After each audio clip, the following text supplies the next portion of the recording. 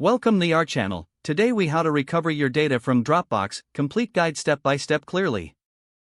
Open your web browser and navigate to the Dropbox website. Log into your Dropbox account using your email and password. Once logged in, you'll see your files and folders on the main dashboard. To recover deleted files, look for the Deleted Files option on the left sidebar. Click on Deleted Files to view all items that have been removed. Browse the list to find the specific file or folder you want to recover.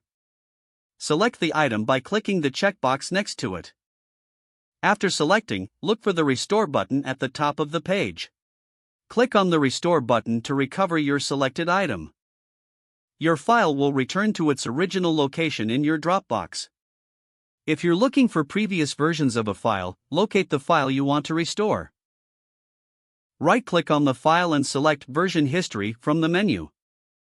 A new window will open showing all the previous versions of that file.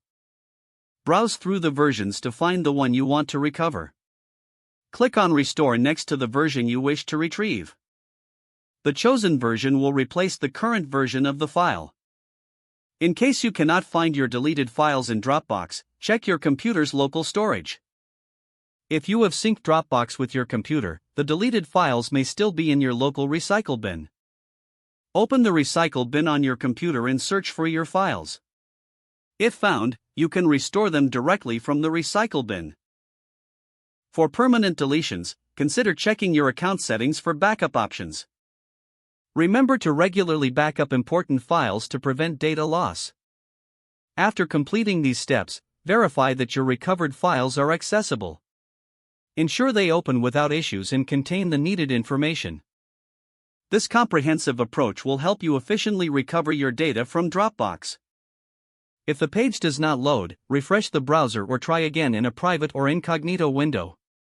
Make sure you are using the correct email address, then retype it carefully to avoid small typos. If your password is not accepted, use the Reset option and create a new strong password you can remember. Don't forget to like this video and subscribe to our channel for more step-by-step tech guides.